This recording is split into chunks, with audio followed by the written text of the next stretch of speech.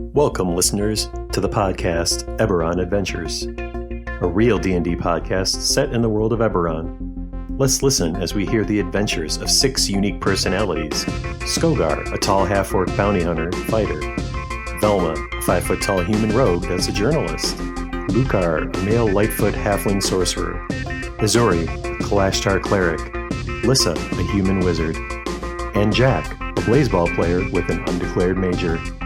They're all attending Windshire University as they develop and hone their skills to become adventurers and, dare I say, heroes.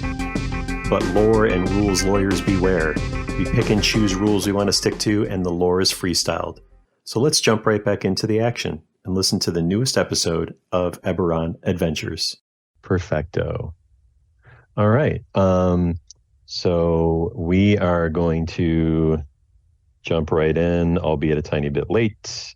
The question that I brought to the group is, have you made any other friends besides your roommates? And if so, who are they and how did you meet them? So we'll go around the virtual table, and what I would ask is, so we'll pick someone to start, and then you just pick the next person, and so on and so forth until we have covered everybody from the group. So I'm going to start with you, Lukar. Yeah, I have made another friend besides the other 5 of our normal group since I've gotten to Windshire. It was a couple weeks in. I didn't meet him right away. Actually, I say him, and I'm not really sure if it's a he or she. We met when I heard this voice talking to me, telling me to do it and really go for it.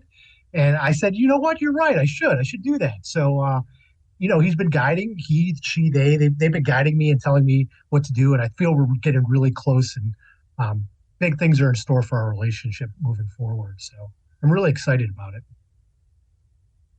Skogar, how about you? Any other friends?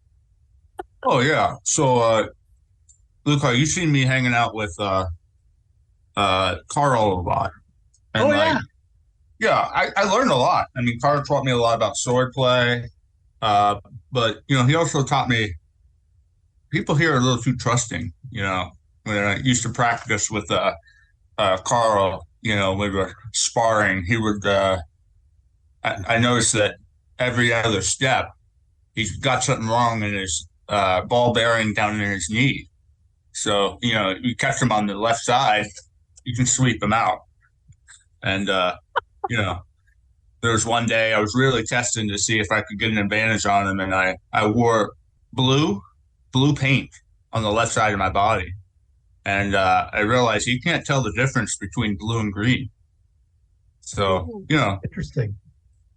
When people open themselves up to you, it's not to say you can't take advantage of that.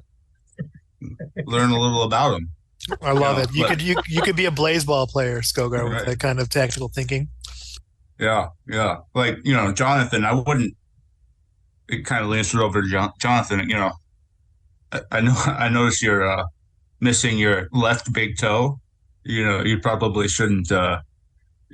Walk that way because people will see that and then take advantage of it.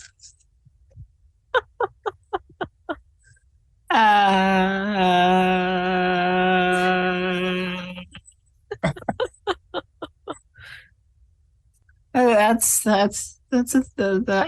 the thing. I mean, other than you guys, I don't really, hang out with any friends or anything. Oh, I said Jonathan. I'm sorry. I meant to say Missouri. Yeah. I knew who you meant. It's like I have a telepathic connection, but not really, but sort of, anyways. I mean, mostly if I'm not here, hanging out with you guys, I'm in the library, and Alea, she's the one that's doing the work study over in the library. Her and I have gotten to talk, and I mean, we only ever talk in the library, and she's usually at work. But I guess that's about as close to a friend as I've made outside of this group here. Just talking to her while she works, and I sit there in the library and try to find good stuff to read. I call her a friend. I don't know if she'd say the same about me, but I'm there, and it's as close as we're gonna get. So I'm sticking with it. Azuri, you should bring her coffee sometime. Everyone loves coffee. And then maybe she would see you as a friend. I mean, she's told me she likes tea more than coffee, so I have. Well, then bring her some tea. Some nice. Or we could do a naked painting of you, and you just hand it to her. You know, like just be forward. 50-50 chance that works. I don't know. Now, who would we get to paint that painting, though? You know, do you know any artists? I'm not sure. Yeah. No, I only know how to draw maps. I could draw a map of his body. There you go. I see you using paints all the time. Jack, what about you? We can get off of me at this point. I'm kind of uncomfortable. I'm usually uncomfortable, but I'm more uncomfortable than usual now. No, absolutely. I get it.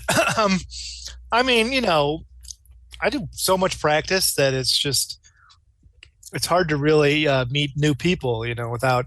I mean, you guys, you know me. I'm always coming and going, and you know, I'm never really even. I'm barely around the dorm room as it is. You know, I'll tell you what though. My friend Oni, he's like, you know, he's another player on the team. He said that, you know, I should join, you know, the fraternities kind of thing. So I kind of delved into that. You know, I'm not going to say I didn't party, you know, too hard, but you know, I guess I did party too hard a lot of times. But you know, those people are. There's something about them. They're just not built right. I guess there is. There's all this. You know, I mean, I'm used to hazing in the blaze ball and all, but there's something about that fraternity hazing. It's just a little too much for even my tastes. And, you know me. I'm pretty much open for just about anything. But you know, these fraternities, you know, just drinking to excess, and you know. I mean, they'd probably paint your naked picture for you, Azuri. They're very fond of nudity, but for whatever reason, I don't know. Where do you find these fraternities?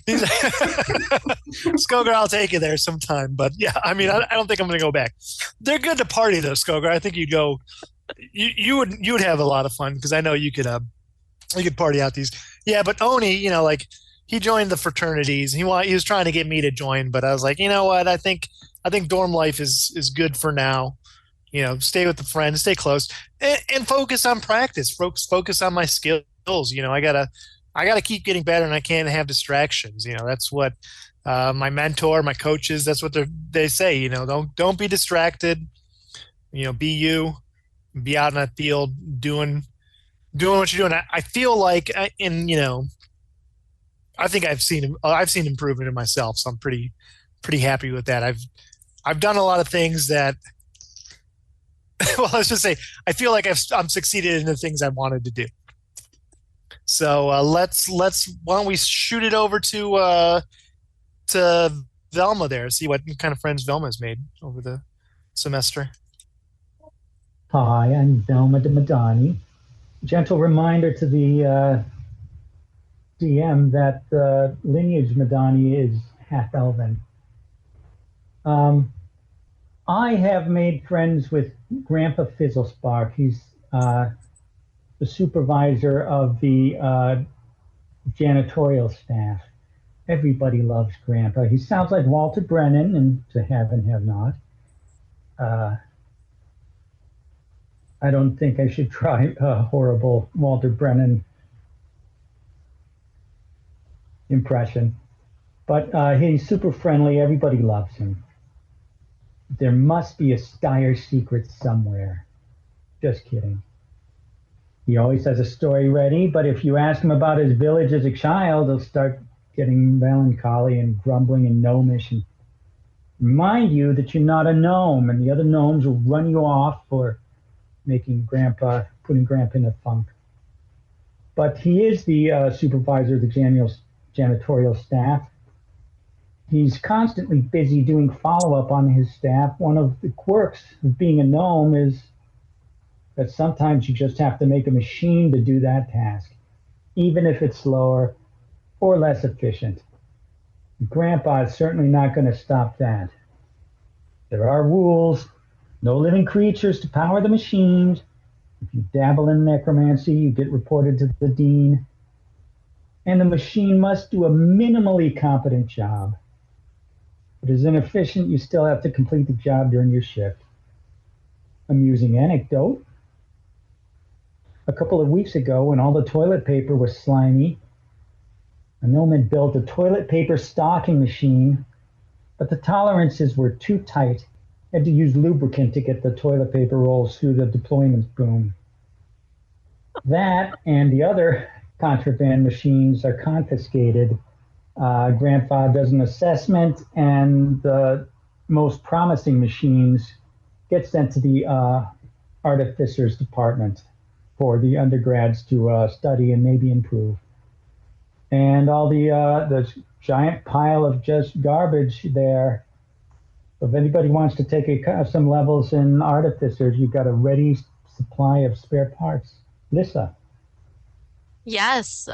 So, I'm way too busy with all of my studies to like really make friends. You guys are really it. Except for Sable, of course. She is great. We hang out all the time. With like going on walks and talking about animals and druid stuff. But she's not so much into the adventuring. She likes to stay on campus more. So that's why she doesn't come with us. And then, I just got this recent friend, my big wing friend over here. I did a cool experiment on him. And, it didn't work out exactly how I planned, but we have a really strong bond. And, we're going to figure out how to make those big wings work for him. And maybe, help him out later down the line. But yeah, so birds are great. Especially big wing. Birds are great. They really are. Facts. That's amazing. I think potentially there might be an opportunity for Lissa to have at least maybe one more session with Dr. Breakstone to do some further investigative work on what she could do with Big Wing. And there was a conversation that like at the end of it, at the end of your initial first experiment, right? Dr. Breakstone said, he's like, Lassa, it's okay. You can get it. I believe if you practice and you take the time, you can really make something out of this. But says I think you may want to consider a minor, if you will, or a few elective classes in the artificer school to give you a little more options outside of just the magic, if you will. Okay. All right. Yeah. And he's like, and then he lifts his arm up to like grab something. It's like. As it like grabs something, it's like steam's shooting out of his elbow, and he's like, "Oh, nice!" Slaps it, and he's like, I need to catch up with some of the current trends. I think I needed myself a few upgrades. So, so just a little mental note for future. Let's jump right in though. So, let's talk about Lucar for a moment here. So I know Lucar was not present in the last session. However, we're going to say that you were kind of snacking and lurking sort of in the background, kind of waiting for your parents to show up for Parents Weekend. And you just were observing some of the awkwardness going on with Jack and his grandma for his Grammy, for example, and the letter and the card he was reading and how his mood just suddenly changed. And you took note of that. You saw Lissa get into a rather large fight with her dad, a little bit bigger than what she's shared with you previously, just in conversation in the cafeteria and stuff. So you happen to see as you're towards the front of the school at the front gate, and you look over by the stables, and you actually see your mom and dad over by the stables. Yeah. Just kind of looking around. Oh, I approach. Hey, Ma. Hey, Dad. What are you doing here? I didn't think you were going to make it to Parents Weekend with all the busyness at the store and the shop and all. Your mom comes up and she gives you and she gives you a big hug. And now imagine like these are like we'll say that they're like heavy set but like stocky, like not like in a like, you know, in a mean way or anything. Like Right. they're hard workers. They've got the upper body strength, dad and mom, you know. And your mom's like, "Oh, Lukey." She's like, "Hi, Luca. How are you? Everything going well for you?" Yeah, I mean, we've been busy learning a lot. You know, I got a nice group of friends who go on adventures. It's pretty fun. In fact, you know, I've been so worried about the store, and without me being there to help out, we actually like came into a little bit of cash unexpectedly with this whole, I don't know, Romeo and Juliet situation gone bad.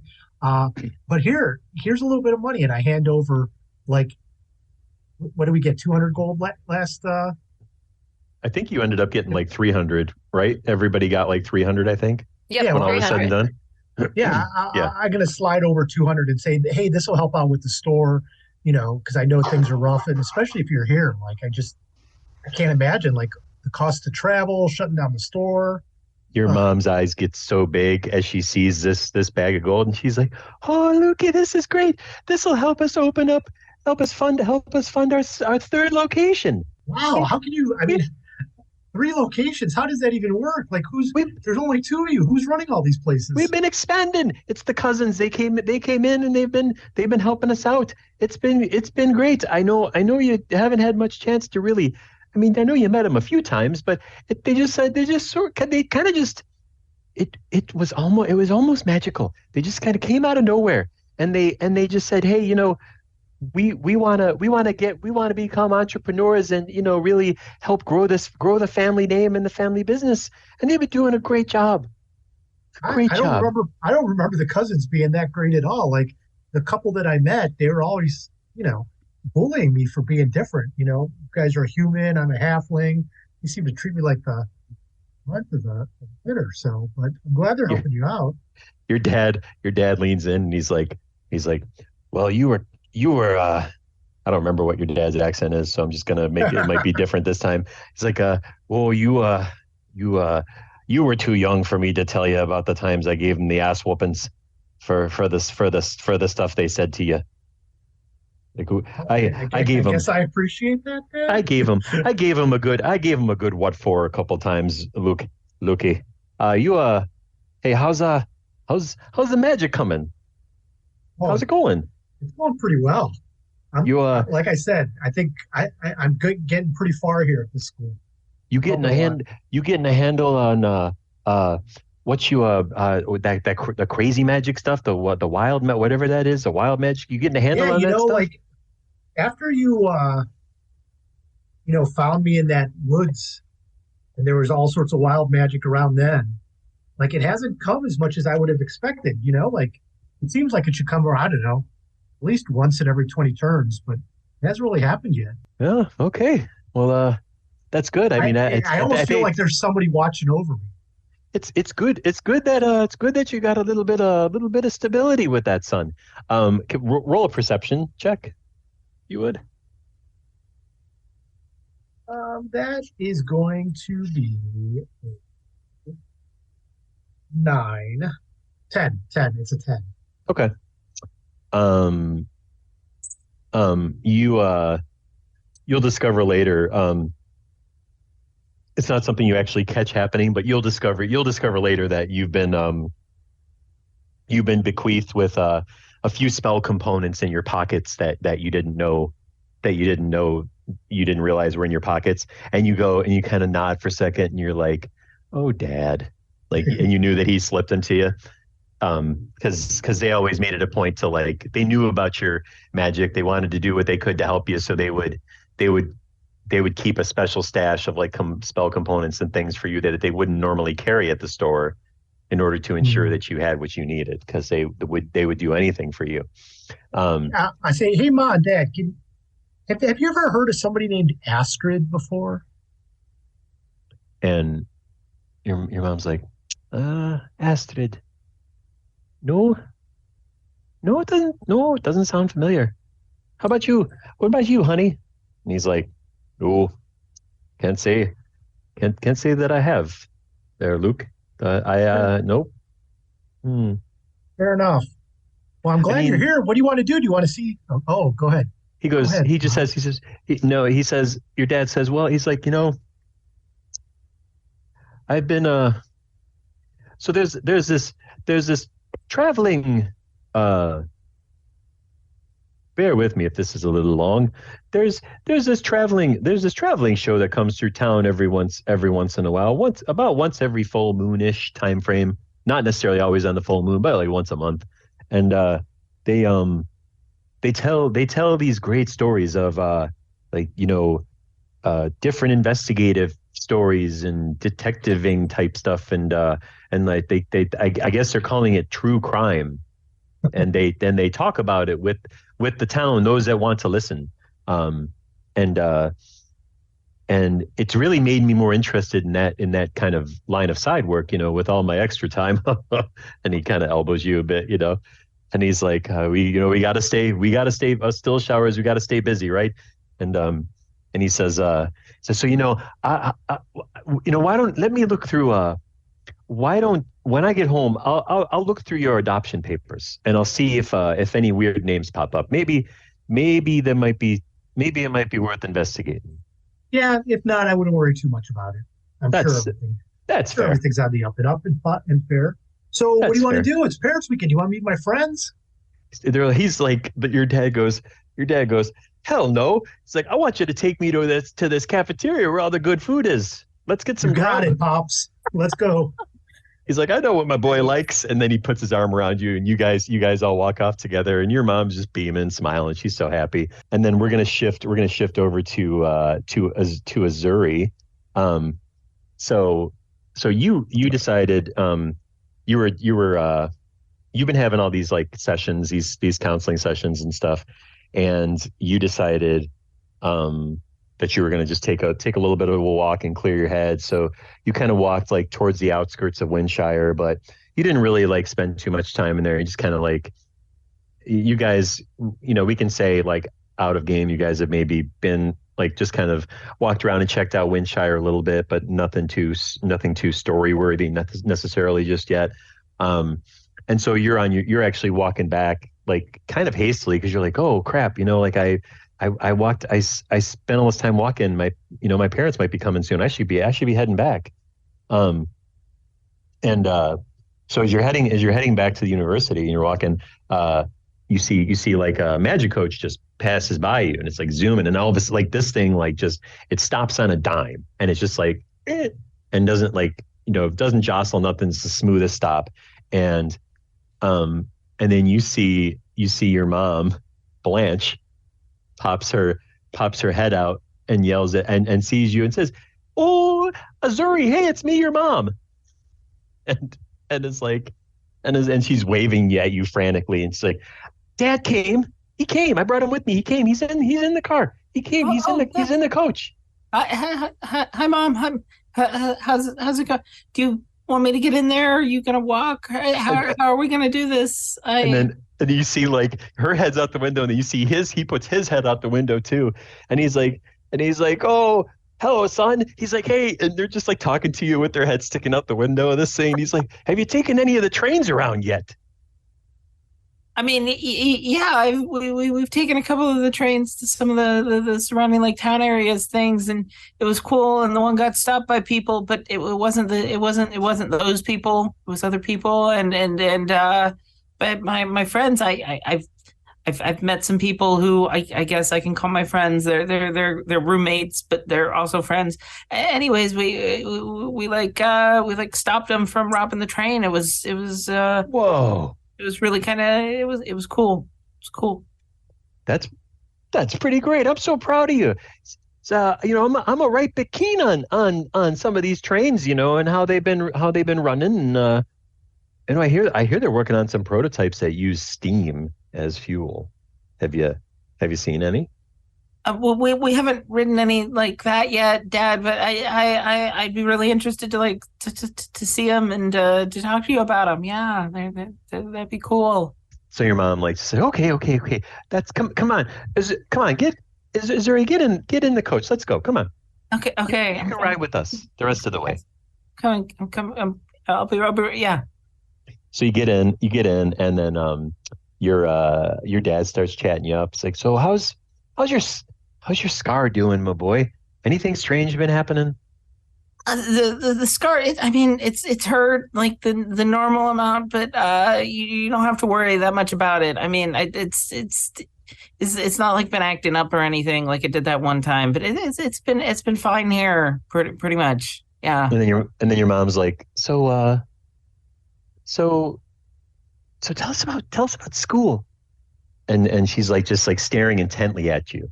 And then she's like, what's your favorite class?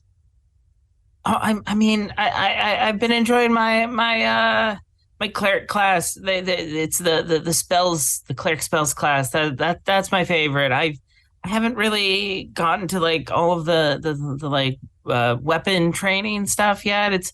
I'm much more comfortable with like the spells, and they say I'm actually pretty good with them, and that I'm progressing really well with like throwing the holy fire at people, and like I'm really good at trying to put people to sleep. It's like I do that quite a bit. It's sort of a go-to, but you know what? When it works really well. So I do that, and they've taught me a couple other ones that I haven't like gotten to use yet. But it's been really cool, and I like the spells, the cleric spells class the best, Mom. It's good, and they're teaching me like how to protect myself, and like maybe at some point be able to protect other people. Wow, that's amazing. I'm so proud of you. That's great. And she tears up a little bit. Down and blushes a little bit and is like, thanks. Thanks. And she says, oh, of course. Now tell me.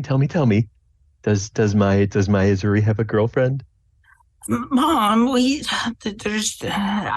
haven't met anyone, and I haven't done anything like that. I know we had that talk, but it's not been like that. I haven't needed any of that yet.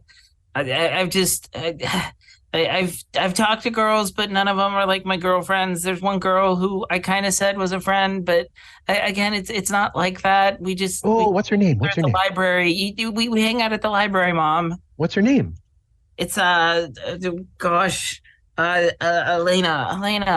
Oh, that's a beautiful name. She has a beautiful name at the library, but I kind of think she's into another one of my friends who's like more of a jock. So I don't want to get in the way of that, but maybe not. So we're friends. Did Azuri say more of a jock or more of a jack? Hey-o. Had to throw that out there. So she's like, oh, well, nonetheless, you'll have your moment. I'm really proud of you.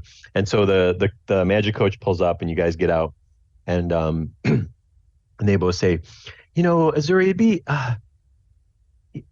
I know there's some kind of presentation thing coming up soon, but do you think maybe we could just get a bite to eat? We're starving. We're pretty hungry. Yeah, we can. We can meet like all my friends and stuff afterwards. I wasn't that into the presentation. There were going to be a lot of people there, and you know how that makes me nervous. And so getting a bite to eat where it's nice and quiet actually sounds great. They let you. There's like some tables in the library that they let you eat at. If you're like careful and clean up after yourself, we could like get a bite to eat and then go eat in there. But I heard that the cafe you have here is really nice and nice seating and good company, and maybe some of your friends will be up there. We could meet them up there. I mean, yeah, great. We'll have to go there to get food, but like if it's crowded or something, we can always just head to the library afterwards. There's no pressure to like stay around where there's a whole bunch of people. I mean, I often take my lunch to the library, but we can eat wherever. We'll see what it's like. Maybe a lot of people will be at the presentation. Let's just go eat. Come on. Your mom just like, oh, Azuri, it's okay. Your mom and dad are here. We'll help keep you. We'll help keep you relaxed. And so you go up to the cafe, and so let's have this fun like forced interaction, if you will. So Lucar, you go up, you bring your parents to the cafe, and it's not crowded necessarily. It's probably like average, like a more casual flow of people.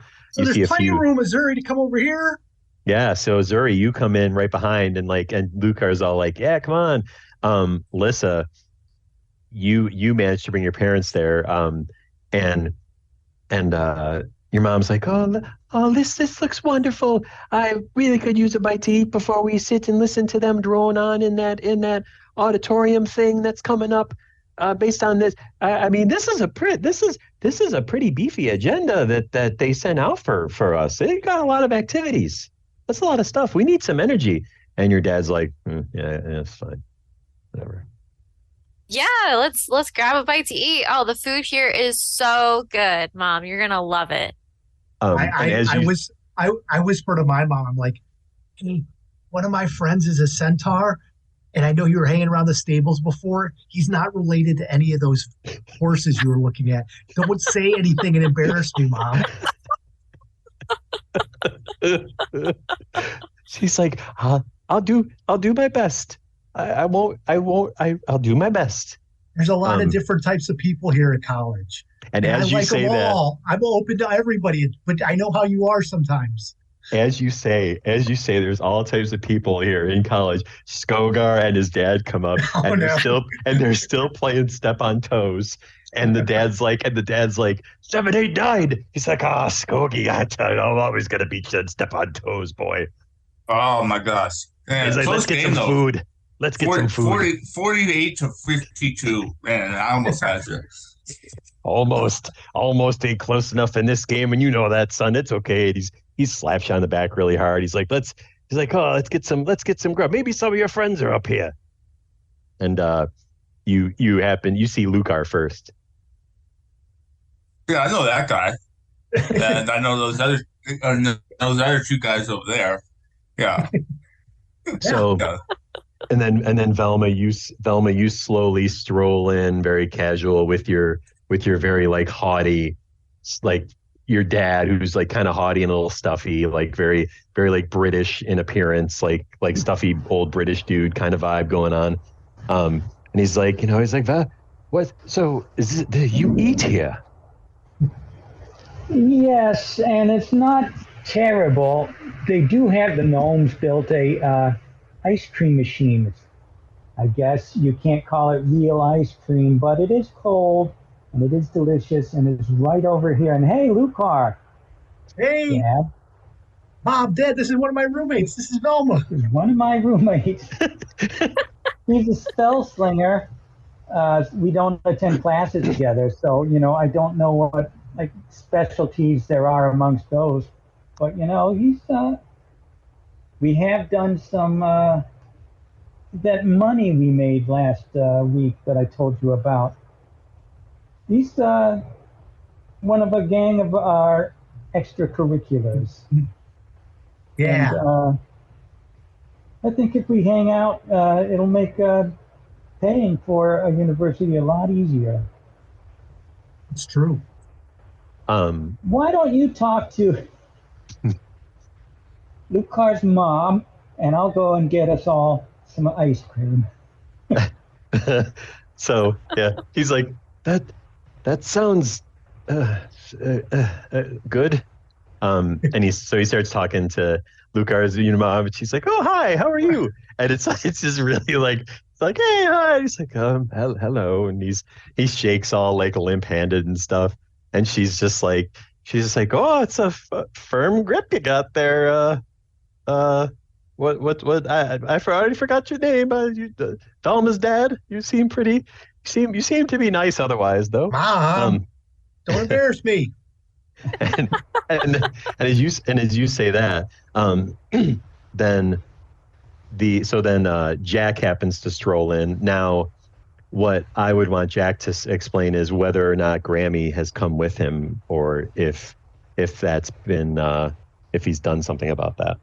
So yeah, like he's reluctantly taking Grammy in tow with him, and at this point, like he seems to be actively keeping 6 feet of distance between anybody.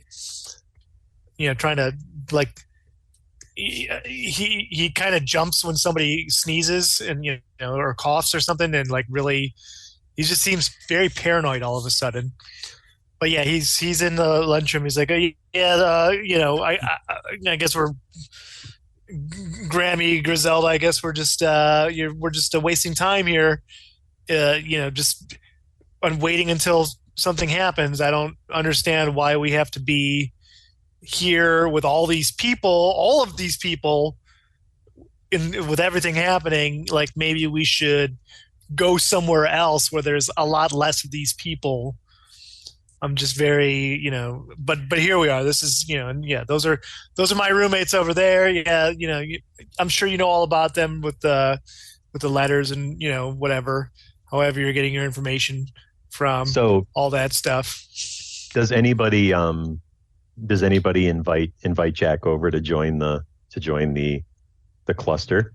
Yeah. Wonderful.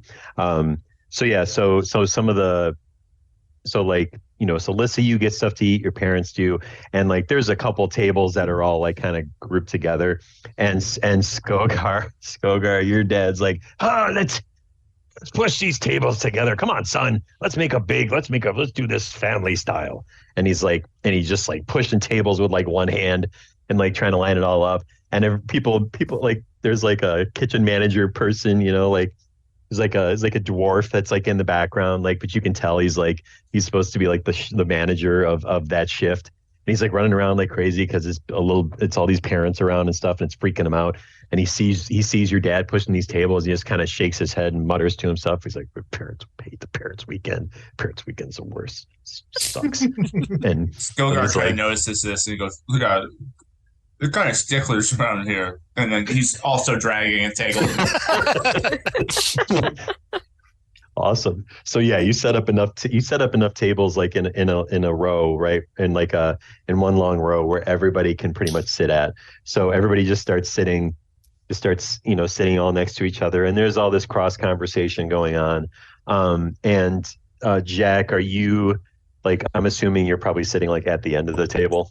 Yeah, absolutely. And basically like we've had it up against the wall, so my back is up against the wall, and I'm not touching any of the food. I'm just keeping my distance from it all, and I'm trying to I'm eyeing Grammy Griselda here, my grandma here, and being like, what are we doing? Like what's like this waste of it seems seemingly very impatient, but not touching anything and barely interacting with anybody.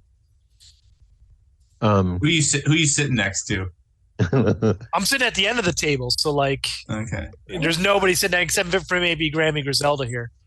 Well, I'm gonna, because it is a long table, so everybody's trying to not sit by anybody, to be honest with you. Understood. Yeah. So you're right at the very end, but the person that's probably within that 6 feet or slightly under 6 feet distance to you, we're gonna say that person is going to be,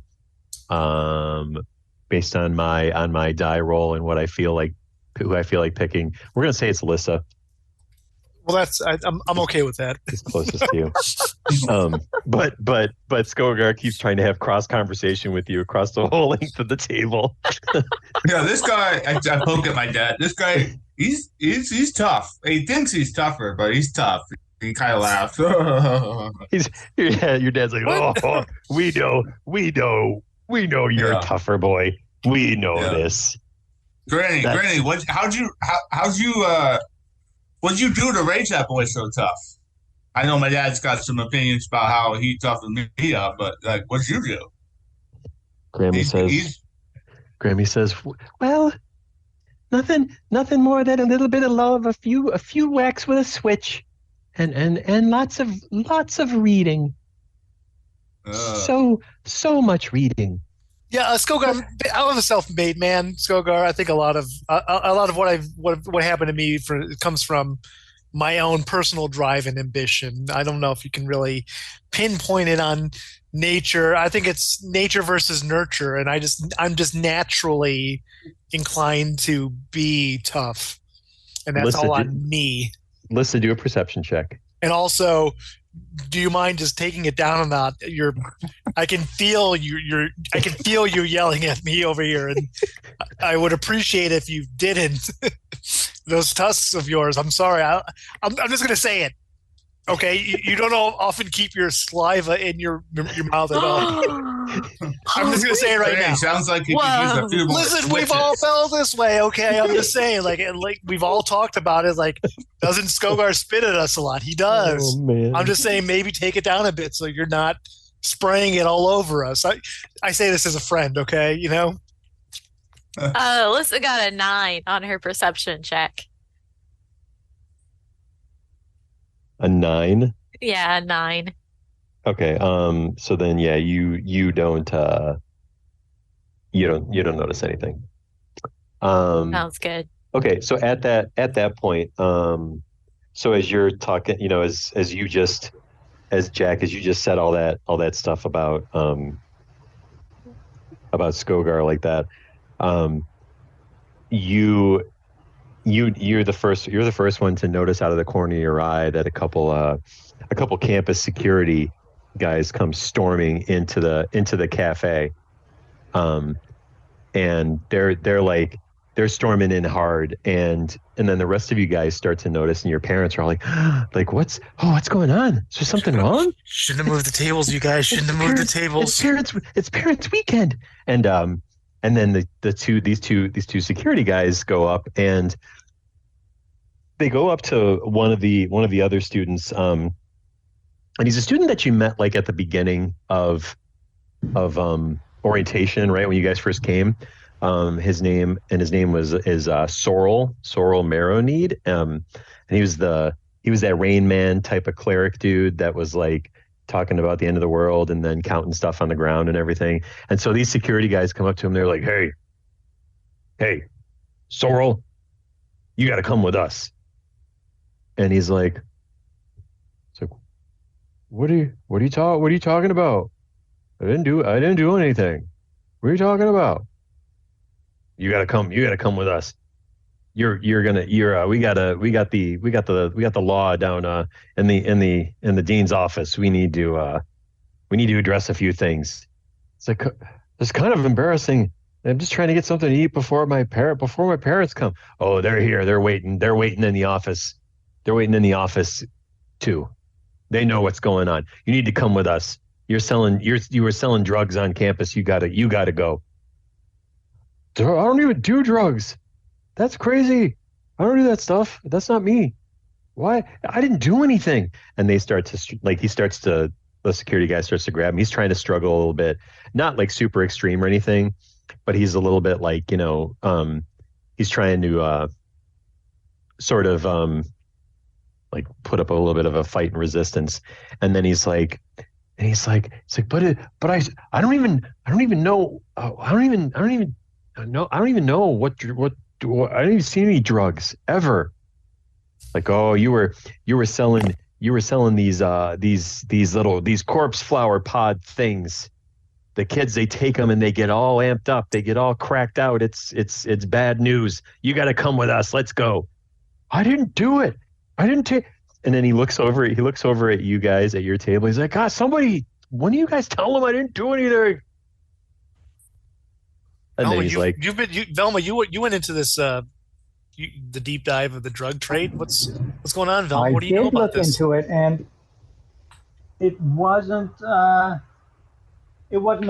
parent on campus. It was the bullywugs who were trying to exploit this. So I don't know where you get this idea that there is, what do we call them again? Sorrel? The corpse flower seedlings. I don't know where you get this idea that there's corpse flower seedlings on campus. That's the purview of the upperclassmen studying those. So you didn't figure anything out, is what you're telling me.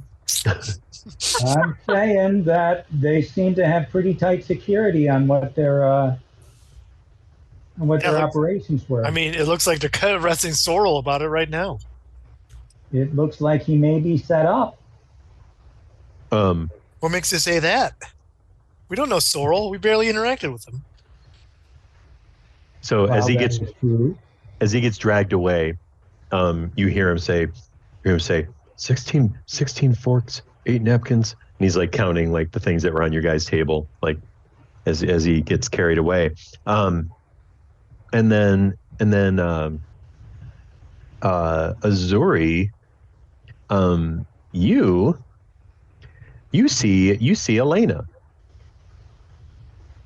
and she walks by, and she makes eye contact with you, and she kind of gives you like a dirty look, and she's like,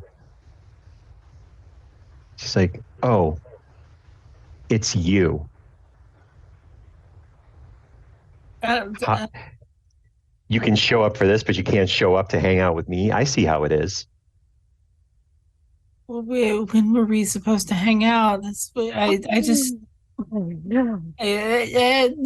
Mom, Dad, this is Elena. This is the friend in the library who I told you about. She cuts you off. She's like, she looks at your parents like, hi. It's like, friend? Are you for real right now? Friend? You stood me up last night. We were supposed to hang out. We were going to read together. We were going to take a walk. We were just going to hang out. I must have had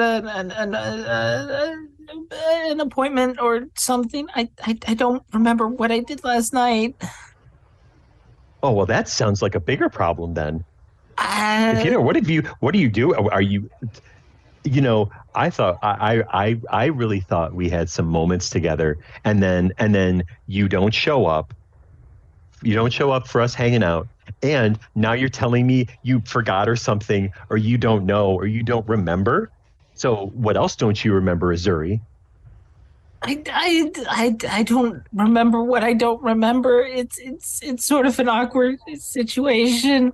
I'm just gonna eat.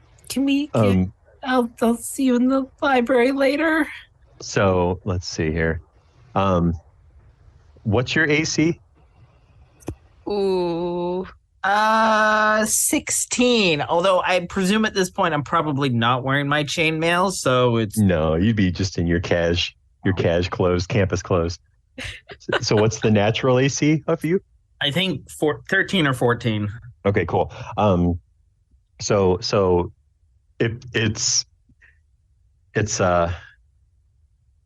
so essentially we'll just play it out this way.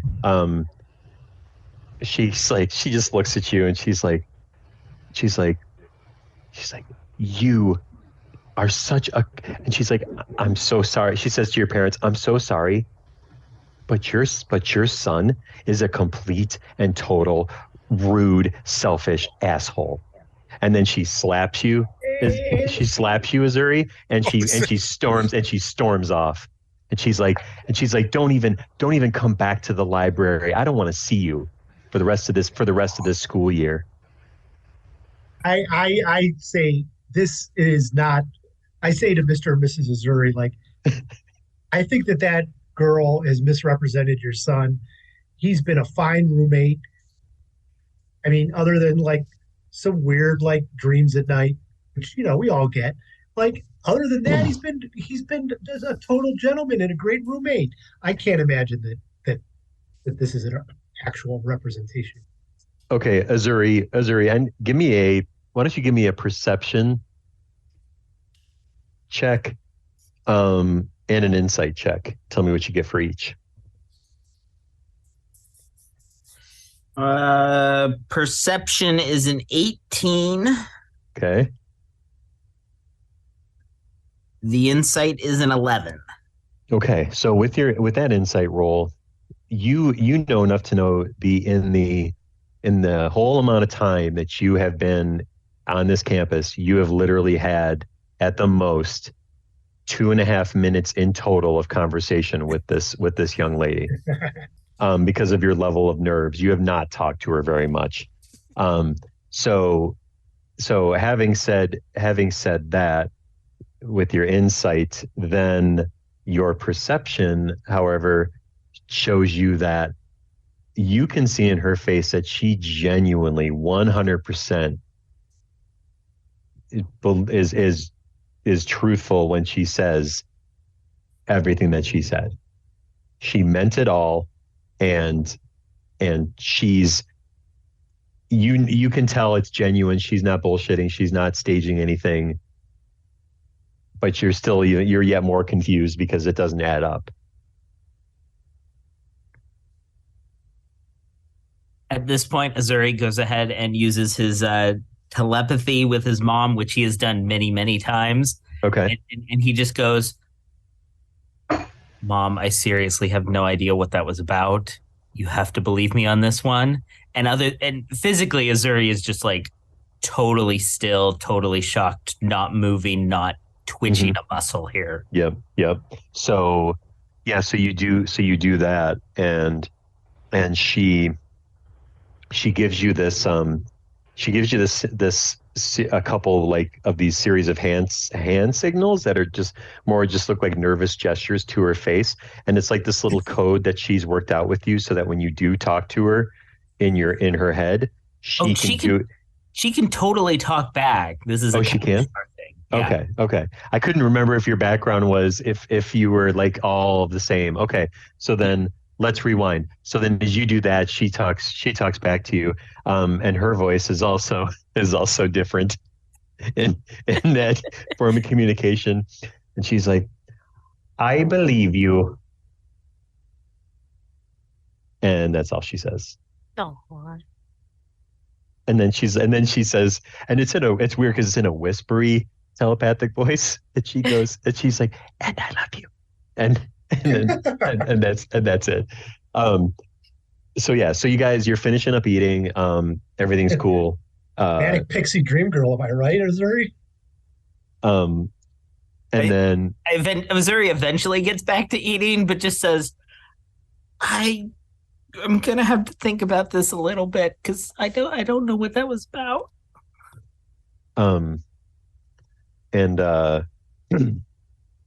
Let's see. So Lissa, you're the one that's closest to Jack. Do another perception check for me. All right, that one was a 20, not natural. Okay, so it's of the unclean. Exactly. From the family of the unclean 20s. So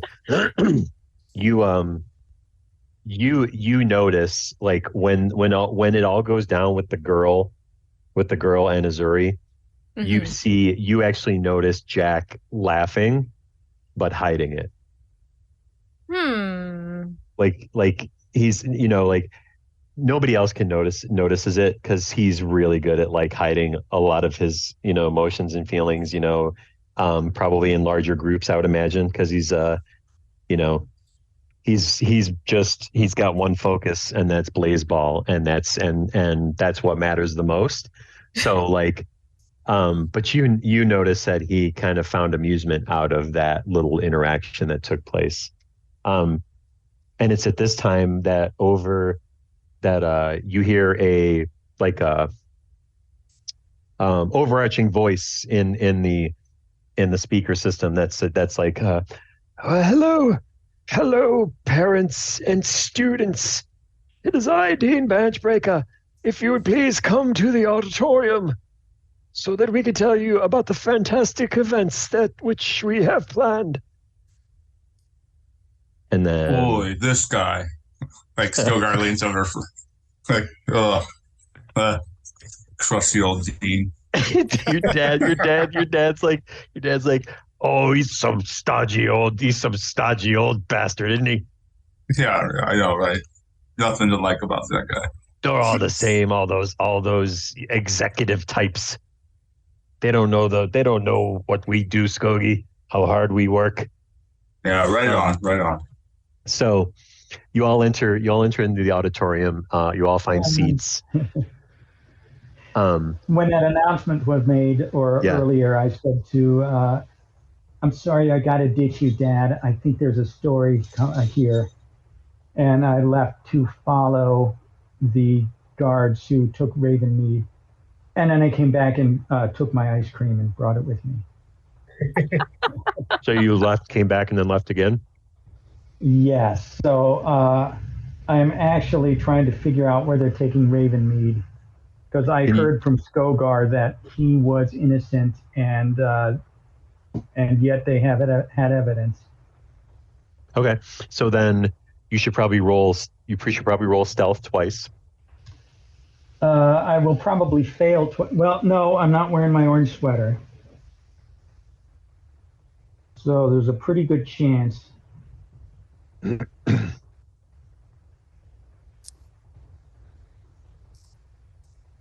8 on the first one and 10 on the second. So I knocked some things over leaving on it. Yeah. So you guys see like Velma just kind of clumsily leaves, then comes back, and then clumsily leaves again. Okay. So I got my ice cream. I say to my parents, she's one of my roommates too. She's always on the story. She's great. Nice.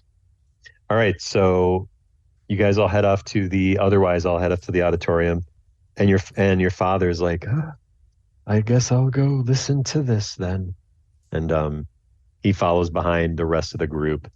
And Jack, where are you in the midst of the group? I think I just wait till like everybody clears out, and then I just kind of follow at a distance from everybody. Okay. So you see all the group sits together pretty much. You sit in a few rows back where there's less people. Absolutely. And Lissa just naturally notices that after the last thing she noticed, she's just kind of like eyeing you up and down a little bit since then. And so you all sit down, and then you hear this disembodied voice comes through the auditorium as the lights dim a little bit. And it says, "Hello, parents. We would like to take a moment to welcome you to your special weekend with your bright young students. My name is Dean Branchbreaker. And although I will not be with you this evening, I have put you in great hands with my most trusted associates, President Crane Fraser and Vice President Carlotta Whetstone." And some of the other attendees like politely applaud, like, you know, little golf claps and stuff. And then a slender dark-skinned humanoid woman and a pale red-headed man come out on stage waving to all of you. And then so then President Fraser begins to speak.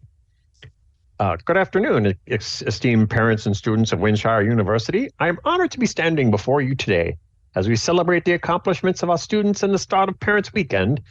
As president of Windshire University, I am proud to say we have some of the most talented and hardworking students in all of Eberron. Lucar, your mom's like putting her elbow in you. She's like, "Oh, he's talking about you." He says, our university caters to all the major classes. We take great pride in providing our students with the best education and opportunities to excel.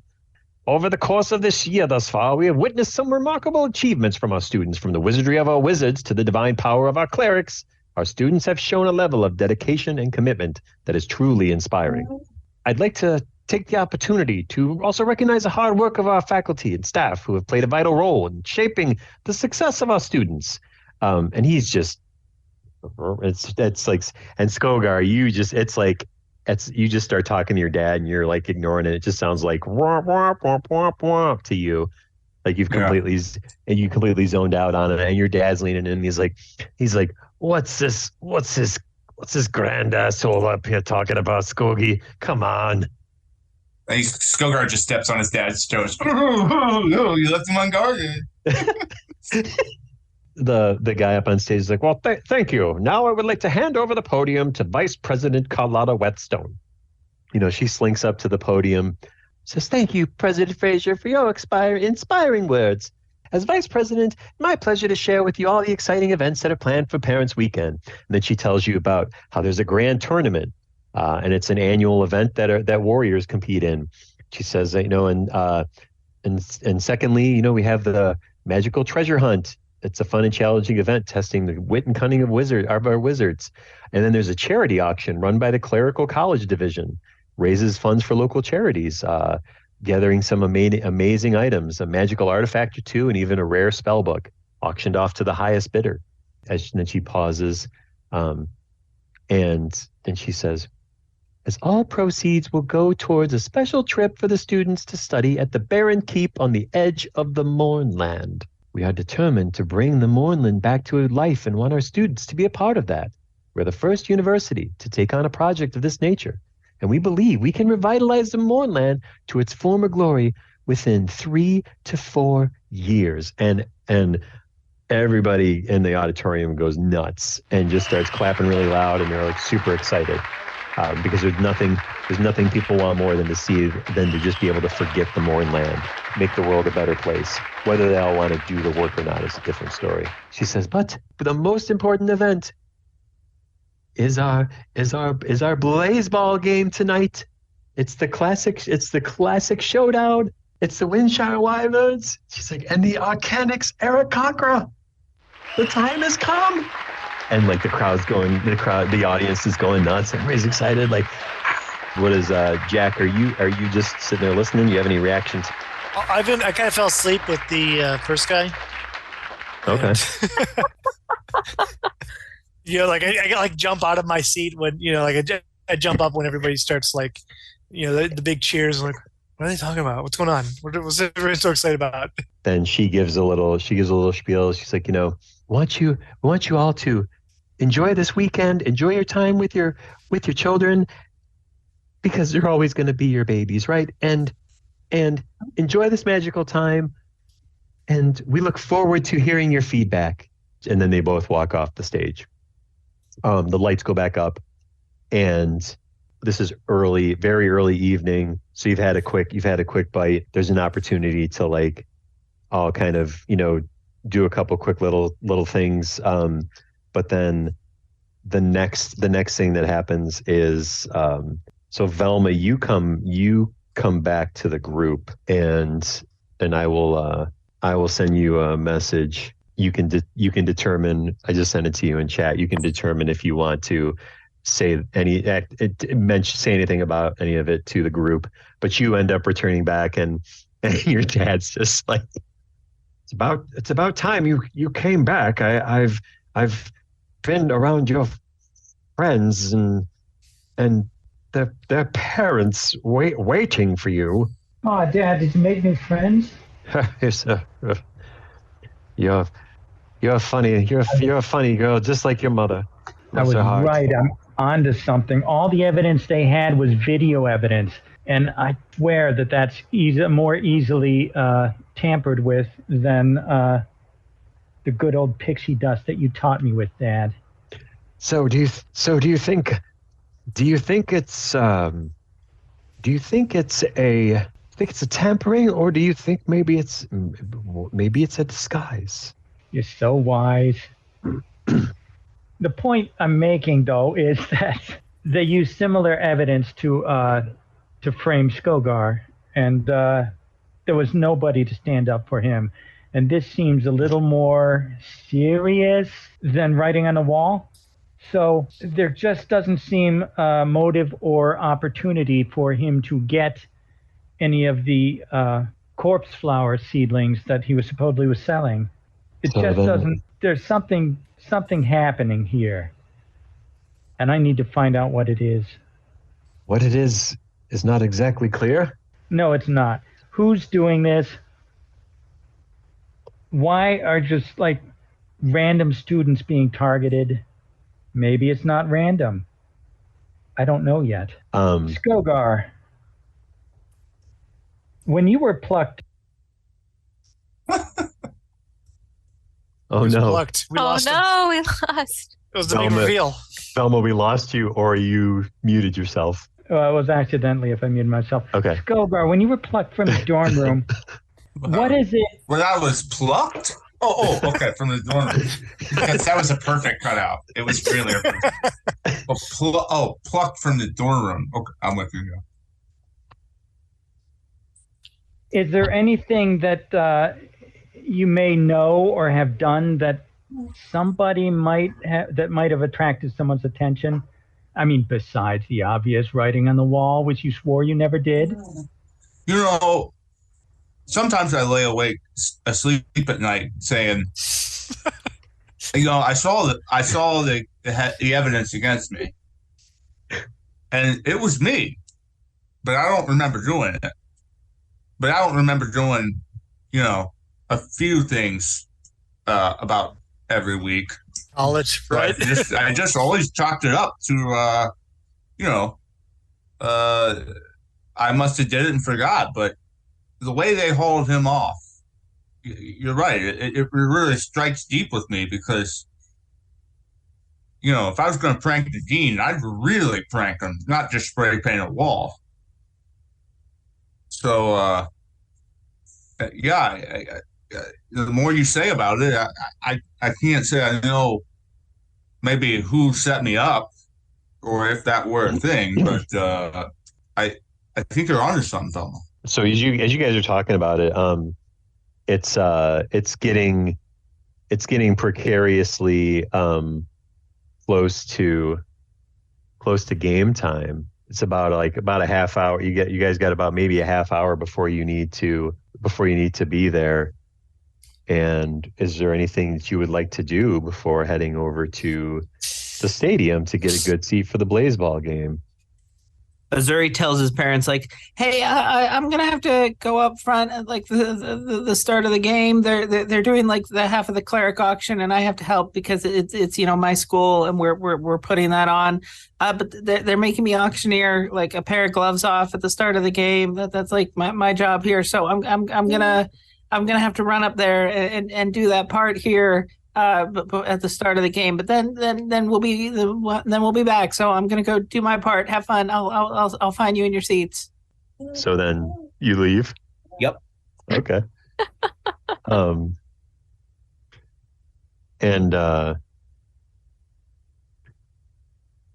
So yeah, what is Skogar? Are you there? There you are. Skogar, what do you do for this little bit of time before you got to head over to the stadium? So, Dad, like, you know, like I know you can be kind of boisterous, and there's going to be a lot of people yelling there, but you know, you got to keep it in check. But like, I noticed that like Lissa, she bought this cool sweatshirt. She was super excited about it. It says "Woman," WUMON. And like, or MOM, and like, I bought it. It's like, but I think you should wear it because it's like the school colors. So he hands his dad the sweatshirt that says WU Mom. Like, yeah. He holds it. Yeah, I bought the big one. He holds it up. Nice. He holds it up. He looks at it, and he pulls it down. He looks at you, and he holds it up. He looks at it, pulls it down, looks at you. He's like, Yeah, he's like, oh, Skogie, you're always thinking of your old man. And he gives you a big hug, and he puts it right on. And this thing's like a half shirt on him. Yeah, because he's cool. taller than like, you. Like, I'll paint my chest, and he uses some of his paint. And I'll paint the bottom of your belly, and like, yeah, we're gonna fit in. We're gonna fit in. Especially because like I want to figure out this baseball stuff, you know. So I'm super interested in the game. That sounds great, Skogie. All right, let's go. Let's head down there. And you guys head down. And Lissa, what do you do? Okay, so Lissa is like pointedly ignoring her dad, and she's like, "Mom, this is going to be so much fun. My friend Jack is on the team, and he is awesome.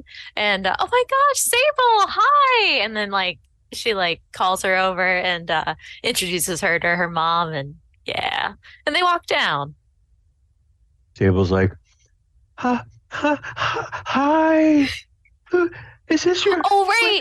Well, you guys met during the mushroom hunt. I haven't seen you in so long. Oh my gosh.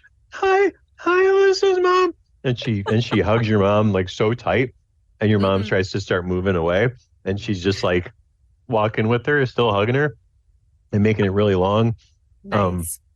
And your dad's just like, Actually, what roll a perception check? Lissa ignoring. Yeah, exactly. She's trying to ignore him. That was a 10.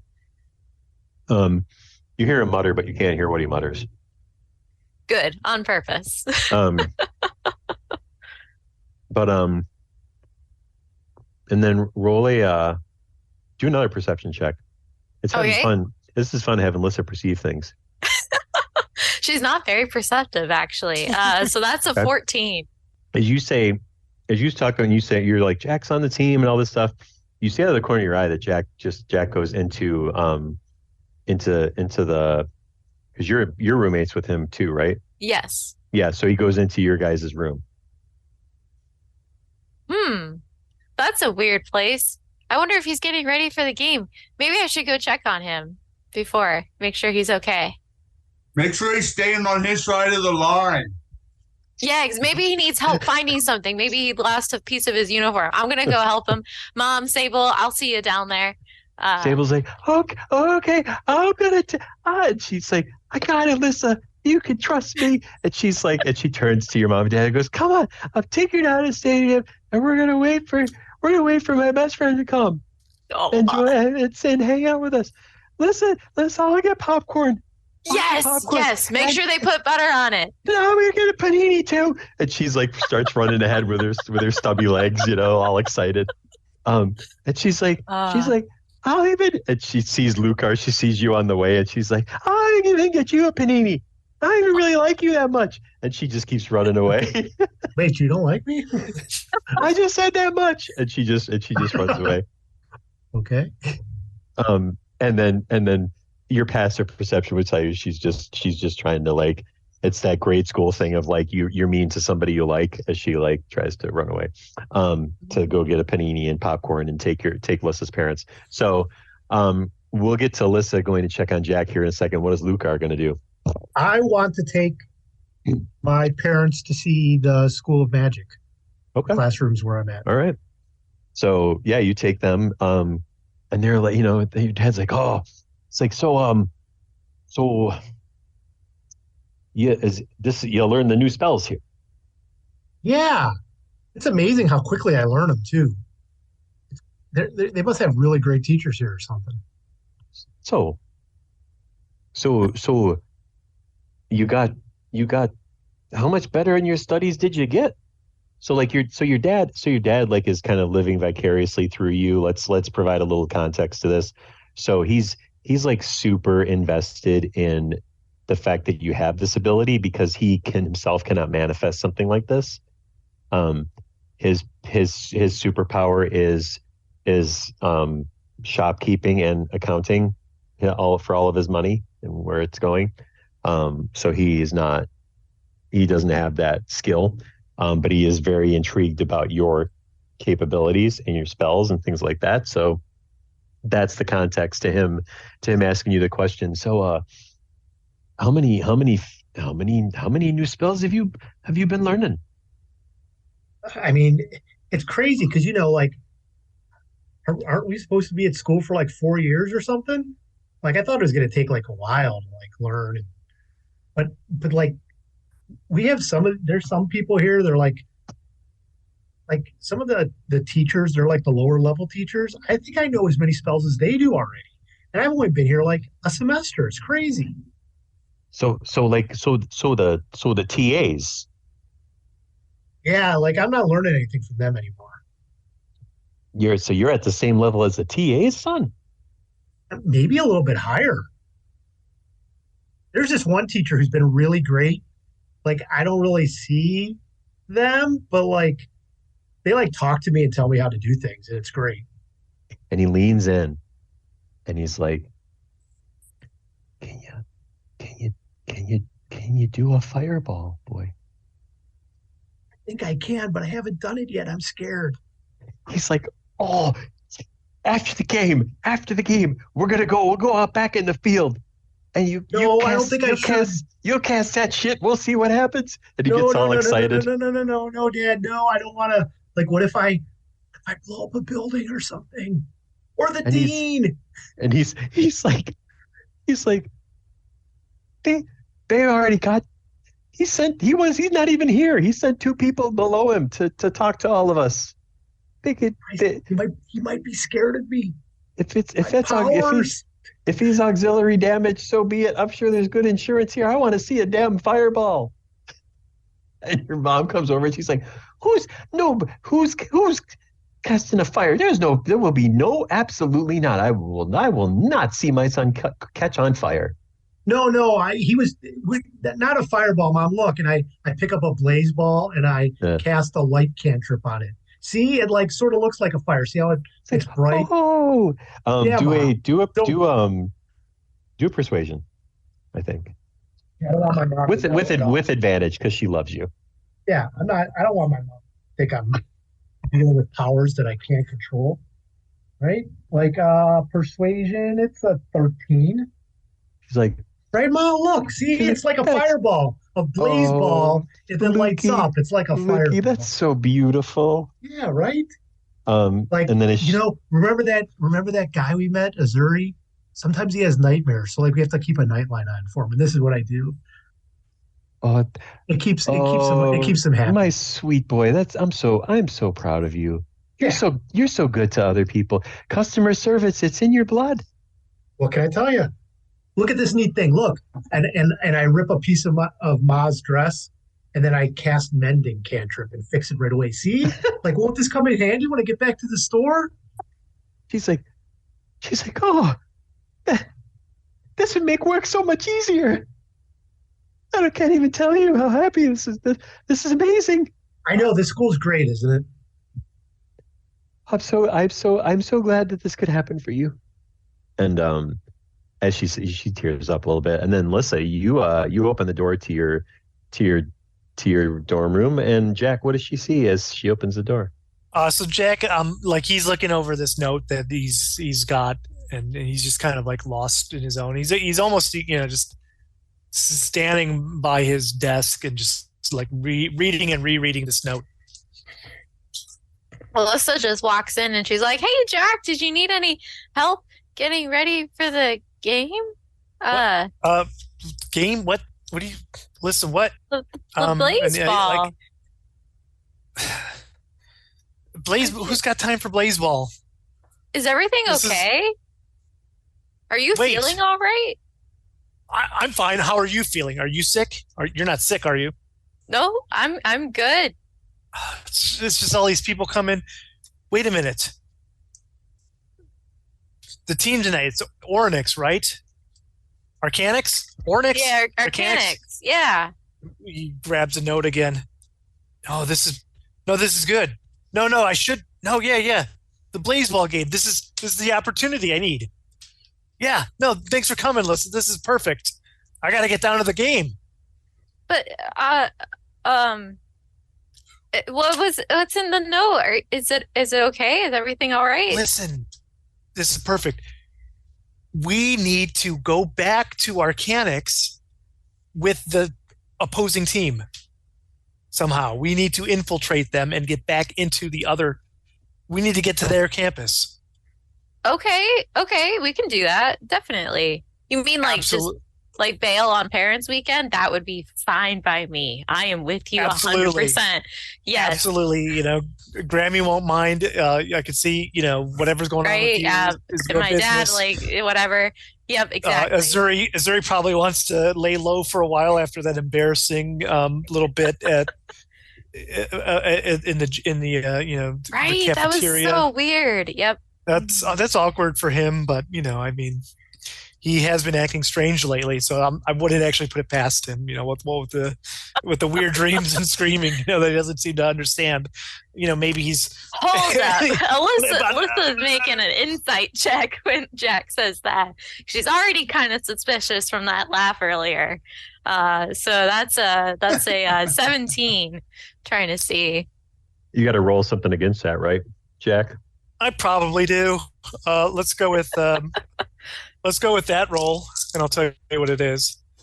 I got a 24 on that roll. So. Holy moly! So Lissa gives you a funny look, and then she's like, yeah. Yeah, right? He's weird, Azuri right? he's been having those weird nightmares. They must be getting to him. I wonder if he's like sleepwalking now or something. You know what? I mean, I've heard of, possession. Oh dear. That's Right? serious. Yeah. Maybe, maybe they say they say the place is haunted, but, that's neither here nor there. But we need to get to Arcanics. Okay. All right. Yeah. Investigate into there. So I'm glad you're with me on this, Lissa. Despite anything you may hear in the future or in the past or anything, I'm glad that we're friends. Me too. Yep. Even when you say weird things like that. All right. Let's get to this Blazeball game, and then we'll get to Arcanics. Oh shit, Blazeball. Why does everybody care so much about Blazeball? Don't you care about Blazeball? Well, I mean, yeah, but I'm just very confused because nobody has been to a game all season long, and all of a sudden it's like, get to the Blazeball game.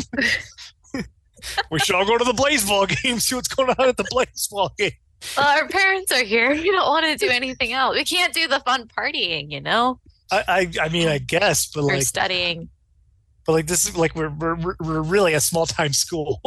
The Blazeball program is not that impressive. I guess there's a drama department. I thought they're putting on a play or something. Yeah, we should go on to some plays or something. That would make more nice. sense, or like a musical. I think honestly, no offense, but I would enjoy that more. Right? The Bard schools, they have music, they got plays. I don't understand why everybody's so interested in Blazeball all of a sudden. That's all. I guess there are certain things that you don't think about when you say things, I guess, is what it boils down to. Sometimes I think we just go with the crowd. We have that agenda and everyone has to go to this Blazeball game. So everyone's just going. Listen, your smart stone vibrates a couple times. Oh dear. Okay, I check that. It's a message from Sable, and she types like she would talk. So it's like you read it in your head. It's like you see that you hear her voice. Mm-hmm. Lissa, when are you coming? Where are you? I message back right now. We're heading down. And then as you're finishing that message, you get a message from your mom that's like, Liz, you coming soon? Question mark. It's like, I need to have somebody else to talk to besides your really nice friend. Don't worry, Mom. Really, really nice friend. I'm on my way. And then she sends you another message that's like a paragraph long, as parents will do, and it's just like, I'm all for you having friends, and she seems really nice, but it seems like she might require a little extra high maintenance and attention, and then which can get a little bit ducking annoying, and then she's like, oops, sorry, misspell, sorry, typo, sorry, didn't mean that part. And then so you're like, okay, I gotta go to the game. Lissa starts walking away. She's like, Jack is fine. He'll be following, definitely. That's what she's absolutely thinking. Yeah. I'll the thing about the thing, we gotta tell the others. Yes, okay? Definitely. I'll let everyone know. Yeah. Yep. So okay.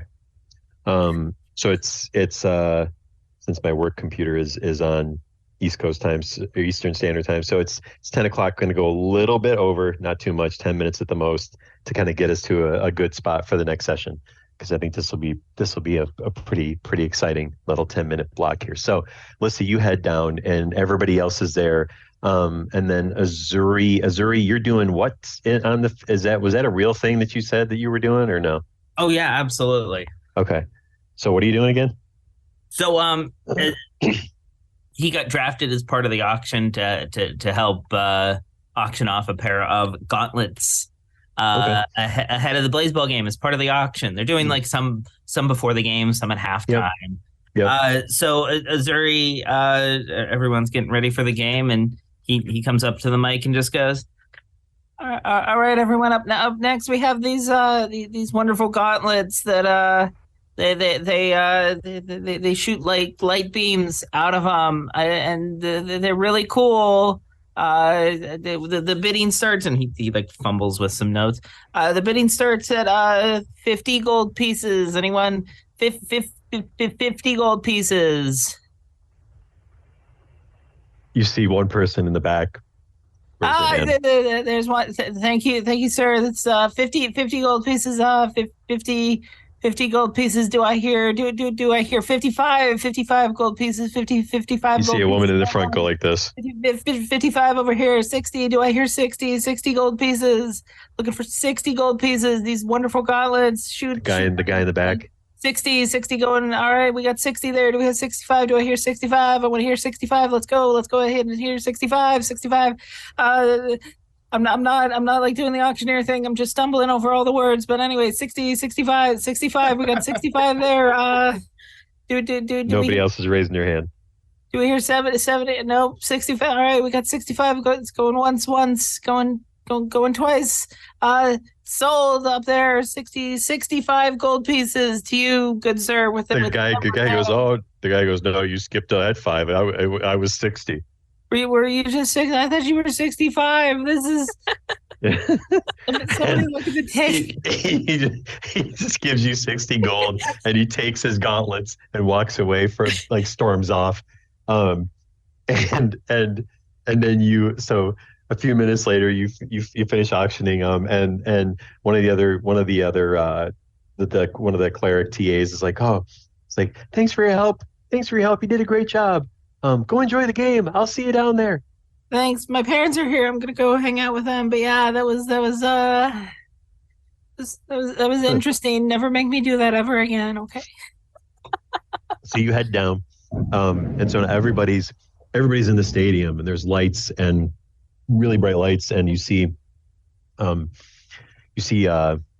the teams. You see the Arcanics Aarakocras hit the field, and they come running out in their silver and white uniforms, looking all professional and stuff. And then you see the Wyverns come out. And did we ever say what Windshire Wyverns colors were?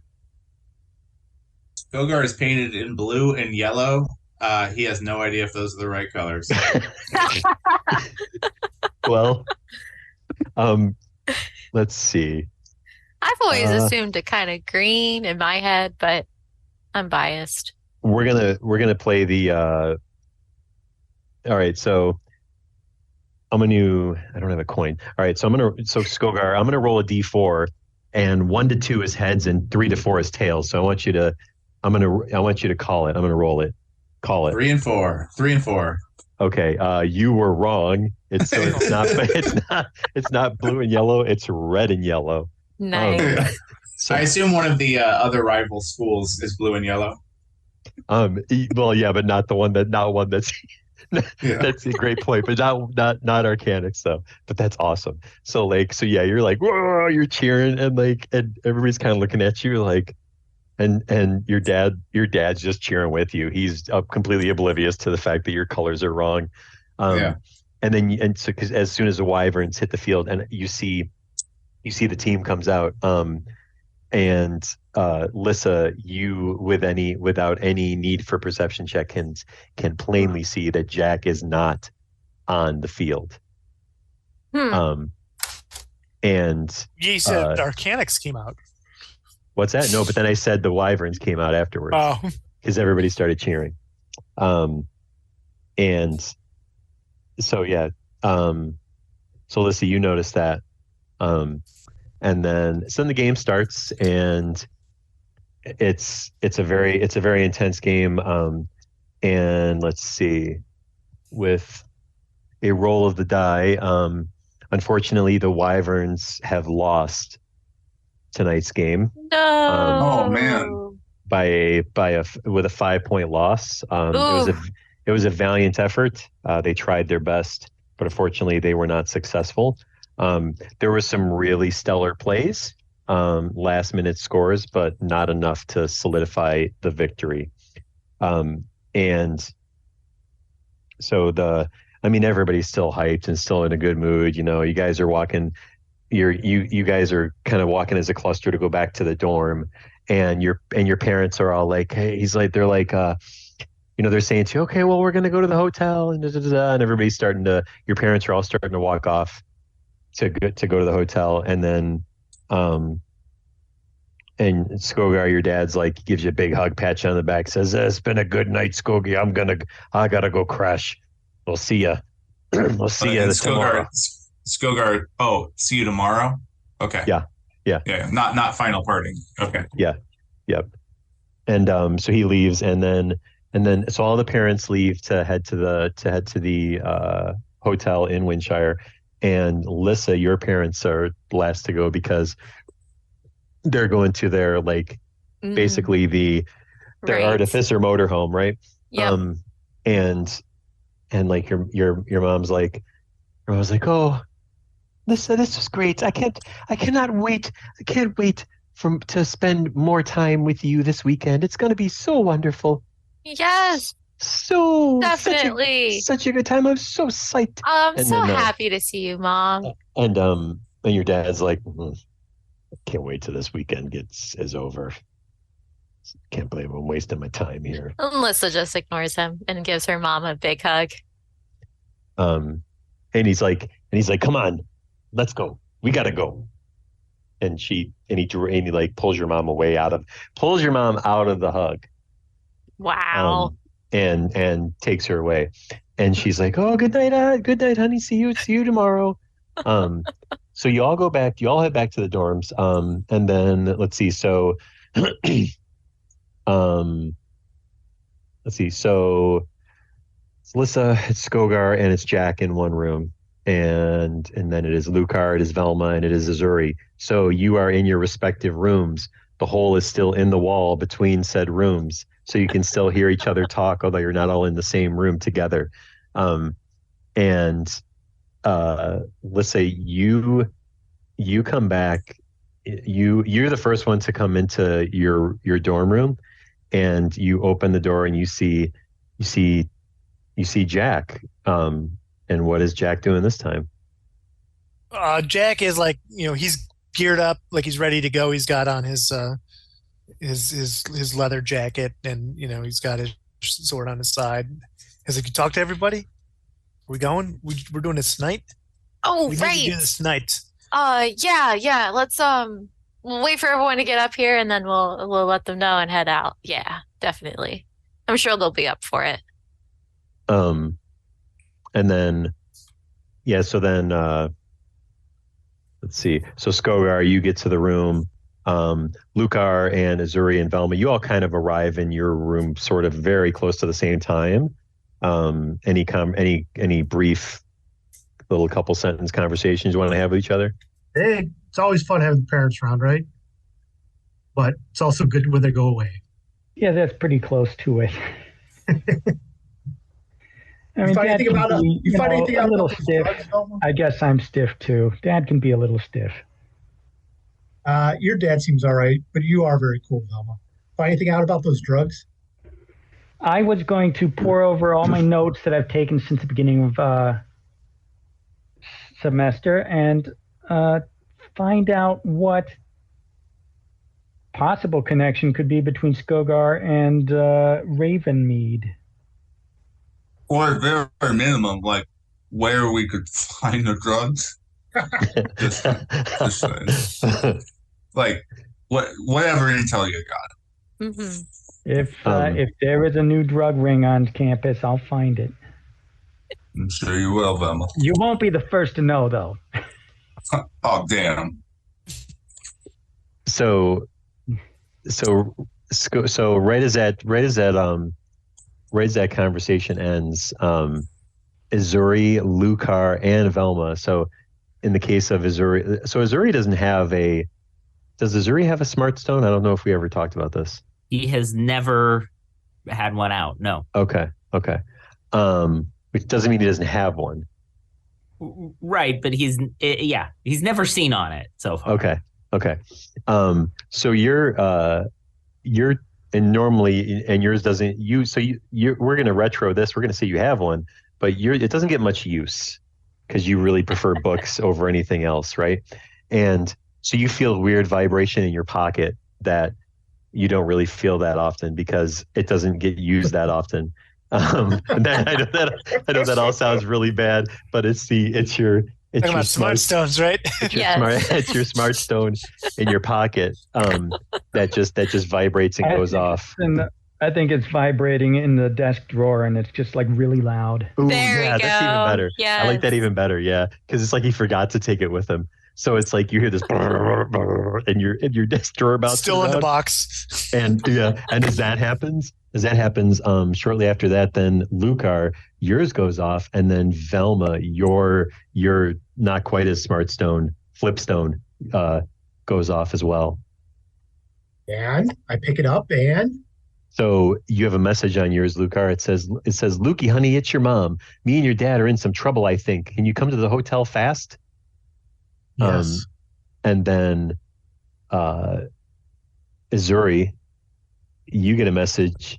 It's like, hey, Ez, there's something going on at the hotel. There's a bunch of weird looking creatures here trying to break into people's rooms. Can you help us? I think they're after my train blueprints. And and then Velma, yours says, my dearest, come to the hotel post haste. There's a great story for you here. There appears to be some very angry, aggressive bugbears trying to break into the rooms. And then Skogar, in all of your time, just partying and like painting fences instead of schools and all kinds of other antics. You also have a smart stone that you completely forgot to use. You're in the room and you also hear like what you thought was like just some random rock is like bouncing around on your nightstand. Oh, what the hell is that? And you take it and you look at it and it says it's like a series of words popping up on it, and it says Skogi, get to the inn. I think the bugbear gang found me. And then you get another message. It says, this is bad news. And then you get another message, and this time the message is the sentence structure of this message is much different, and it says, I got your dad, and it's you are. So it says, I got your dad. Get here and bring money. It better be a lot, or Urge is dead. And that's where we're going to end. Nice. Dun dun dun. So No. so yeah, Save the parents. yeah. So you got to save the parents on Parents Weekend, and so when we pick back up next week, we'll start addressing that. But also, we gotta figure out if what's going on if Jack wants to go to Arcanics. How's that gonna work out? Well, and Lissa hasn't gotten any messages, so she's just like getting ready to be like, hey guys, want to go over to Arcanics? Like she's completely oblivious. Yeah, that's a good point. So yeah, because Lucar, you were the only one to get that message out of the three of you in your guys' dorm. So, or no, Lucar, you're in the other. So never mind. Skogar is the only one to have gotten the message like that in your guys' dorm.